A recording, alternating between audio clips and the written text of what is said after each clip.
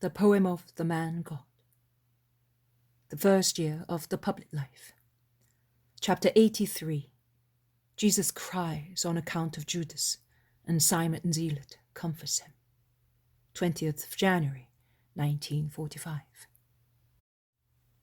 The country where Jesus is very fertile. There are magnificent orchards and vineyards with huge branches of grapes beginning to turn gold or ruby. Jesus is sitting in an orchard and is eating some fruit offered to him by a farmer. Perhaps he has just finished speaking, because the man says to him, "It's a pleasure for me, Master, to quench your thirst. Your disciple has spoken to us of your wisdom. Nevertheless, we were astonished when we listened to you. Close as we are to the holy city, we often go there to sell our fruit and vegetables, and then we go up to the temple and listen to the rabbis. But they do not speak as you do. We used to come away saying, 'If that is so, who will be saved?' With you it is entirely different. Oh, we seem to be so light-hearted. Although adults, we feel like children in our hearts.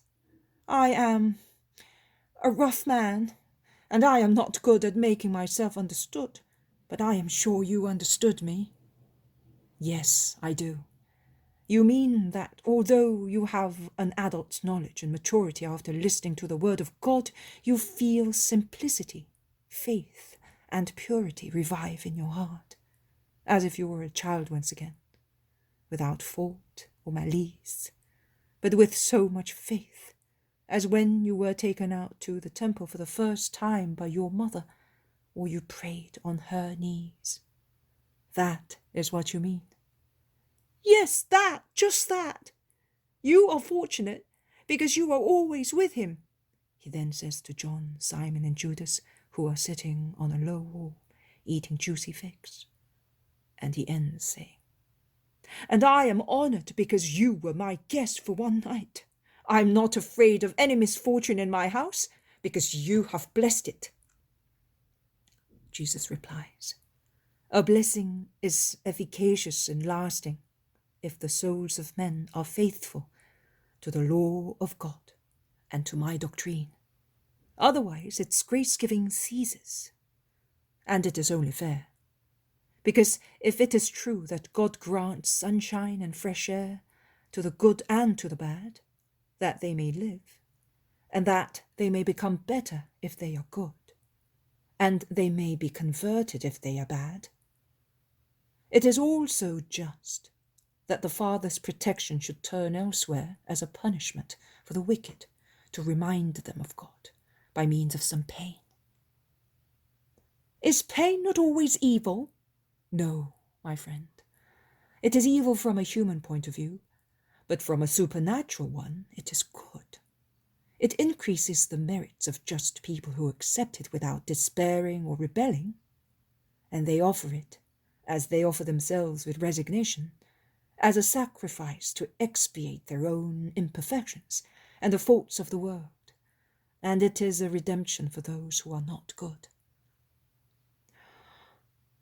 "It is so difficult to suffer," says the farmer, who has been joined by his relatives, about 10 people in all, adults and children. "I know that man finds it difficult, and knowing that he would find it so difficult, the Father had not given his children any sorrow. It came with sin. But how long does sorrow last on the earth? In the life of a man? A short time. It is always short, even if it lasts a whole lifetime. Now, I say, is it not better to suffer for a short time rather than forever? Is it not better to suffer here than in purgatory? Consider that time there is multiplied 1,000 times to 1. Oh, I solemnly tell you, you ought not to curse pain, but bless it, and you should call it grace and mercy." "Oh, your words, Master! They are as pleasant to us as honeyed water from a cool amphora. is to a man parched with thirst in summer. Are you really going away tomorrow, master? Yes, I am going tomorrow, but I will come back again to thank you for what you have done for me and my friends, and to ask you for some more bread and rest. You will always find them here, master. A man with a donkey laden with vegetables comes near. Here I am. If your friends wishes to go, my son is going to Jerusalem for the big Parasive market. Go, John. You know what you have to do. In 4 days' time we will meet again. My peace be with you. Jesus embraces John and kisses him. Simon does the same. Master, says Judas, if you will allow me, I would like to go with John. I am anxious to see a friend of mine. He goes to Jerusalem every Sabbath. I would go with John as far as Bethphage, and then I will proceed on my own. He is a friend of our family. You know, my mother told me. I have not asked you any question, my friend. It breaks my heart having to leave you, but in 4 days' time I will be with you once again. And I will be so faithful that I will even bore you. You may go. In 4 days' time, at dawn, be at the fish gate. Goodbye, and may God watch over you. Judas kisses the master and goes near to the little donkey that begins to trot along the dusty road. It is evening, and the country becomes silent. Simon watches the peasants irrigating their fields. Jesus has not moved from the place where he was sitting. He then gets up, goes round to the back of the house, and walks along the orchard. He wants to be alone. He goes as far as a thicket of huge pomegranate trees and low bushes, which I think must be gooseberries, but I'm not sure, because there are no berries on them and I'm not familiar with the leaves of these plants. Jesus hides behind the thicket. He kneels down. He prays. And then he bends down with his face on the ground, on the grass, and he weeps. I realize that he's crying because of his deep, interrupted sighs. A disheartened crying, without sobs, but so sad. Some time passes thus. It is now twilight, but it is not yet so dark as to prevent seeing. And in the faint light, Simon's disfigured but honest face suddenly appears above a bush.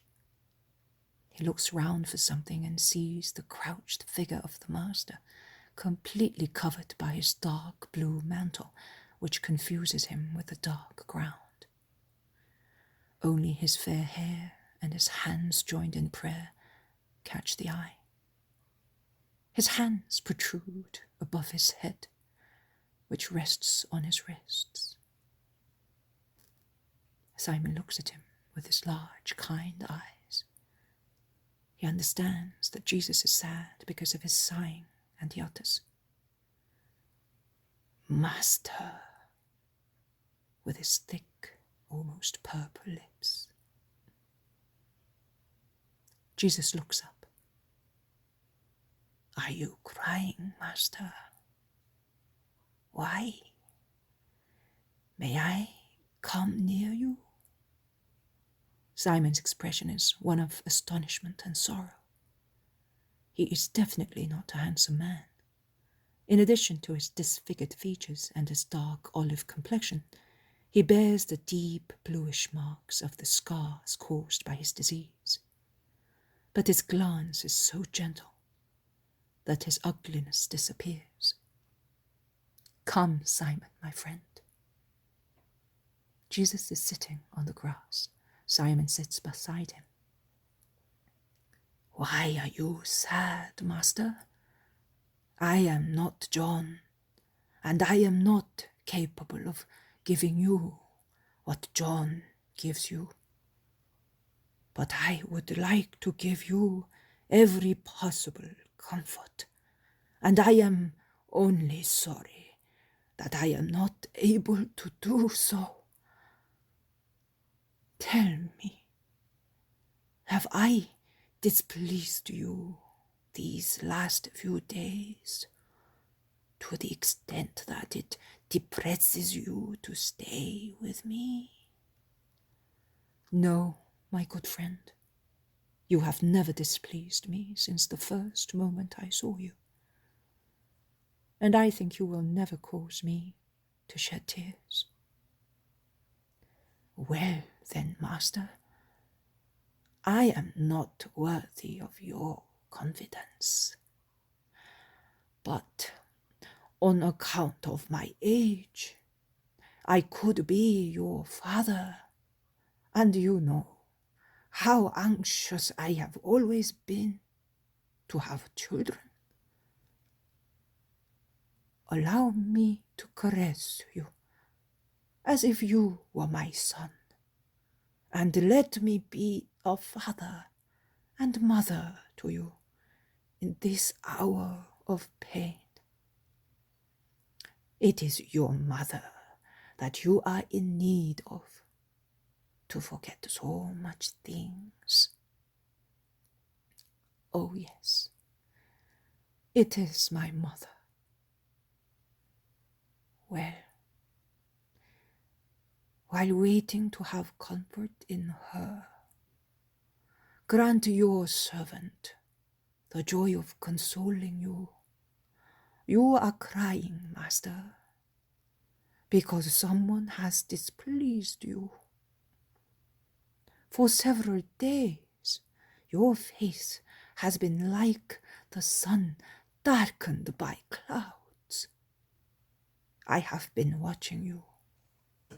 Your goodness hides the wound, that we may not hate him who wounds you. But the wound is a painful and abhorrent one. But tell me, my lord, why do you not remove the source of your pain? Because it would be useless from a human point of view, and it would not be charitable. Ah, you are aware that I am speaking of Judas. It is because of him that you are suffering. How can you, the truth, tolerate that liar? He lies shamelessly. He is more deceitful than a fox and more closed than a rock. He has now gone away, and for what?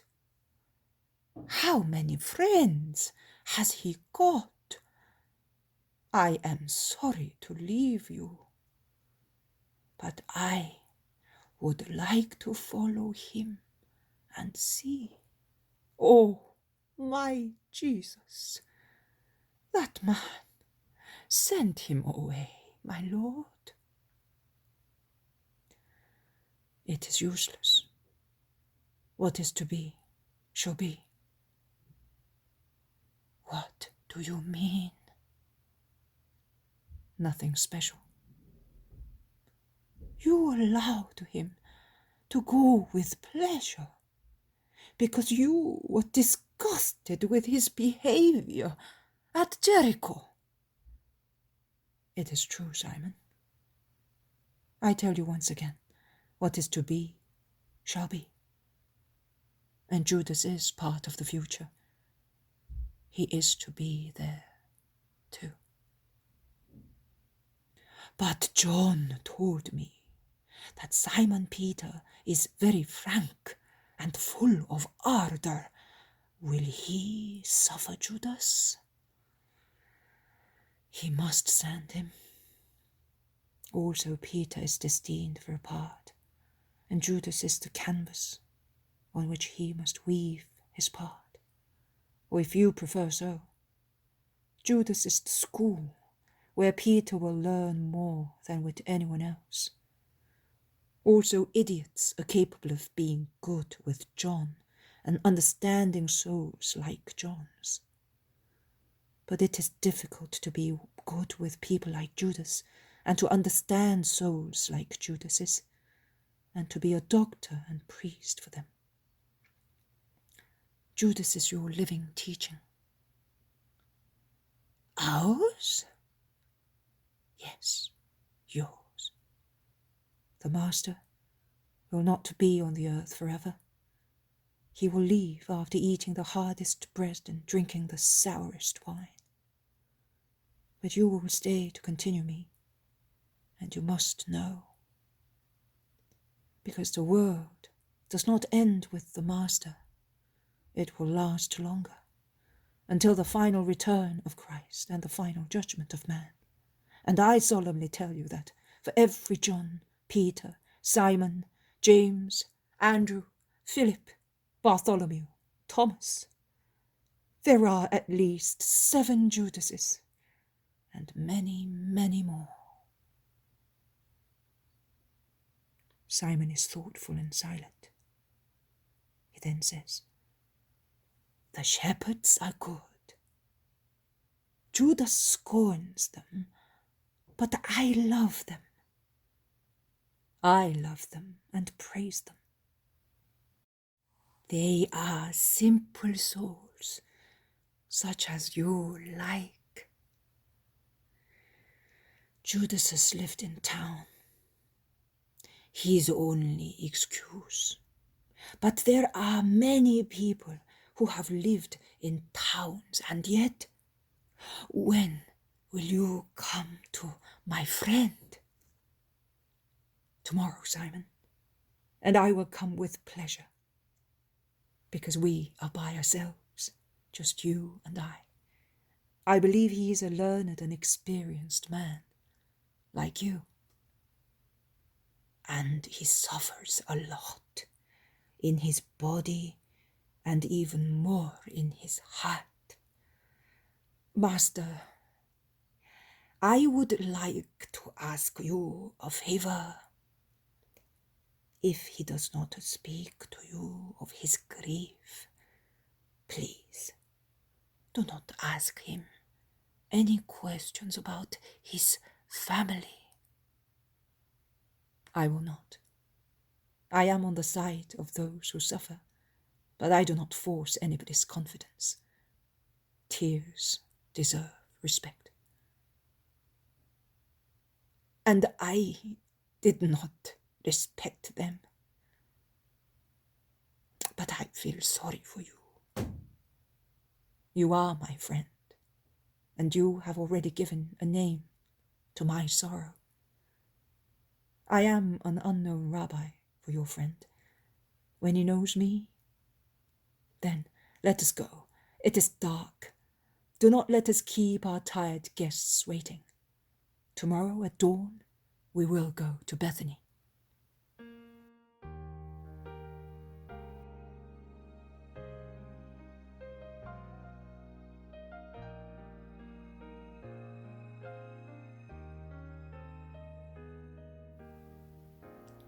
Jesus then says, "My little John, how many times have I cried with my face on the ground because of men? And you would like to suffer less than I did? Also amongst you, good people are in the proportion that existed between good people and Judas. And the better one is, the more one suffers. But also for you, it is necessary to learn by studying Judas. And I say that particularly for those who are responsible for the spiritual care of souls. Each of you, priests, is a Peter, and you have to forgive and retain.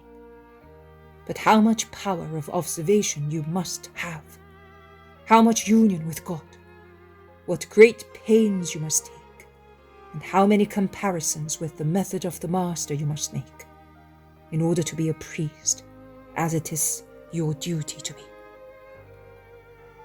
Some people may think that what I am saying is useless, human, impossible. They are the usual people who deny the human phases of Jesus' life, and they make of me a being so remote from human life as to be only a divine being. What happens then to the most holy humanity, to the sacrifice of the second person in becoming flesh? Oh, I was truly a man amongst men. I was the man. And that is why I suffered in seeing the traitor and ungrateful people. That is why I rejoiced on account of those who loved me or were converted to me. That is why I shuddered and cried before Judas's spiritual corpse. I shuddered and cried before my dear friend. But I knew that I would call him back to life, and I rejoiced seeing his soul already in limbo. Here, I had the demon in front of me, and I will say no more. Follow me, John. Let us give men also this gift, and then blessed are those who listen to the word of God and strive to do what it says. Blessed are those who want to know me in order to love me. In them and to them I shall be a blessing.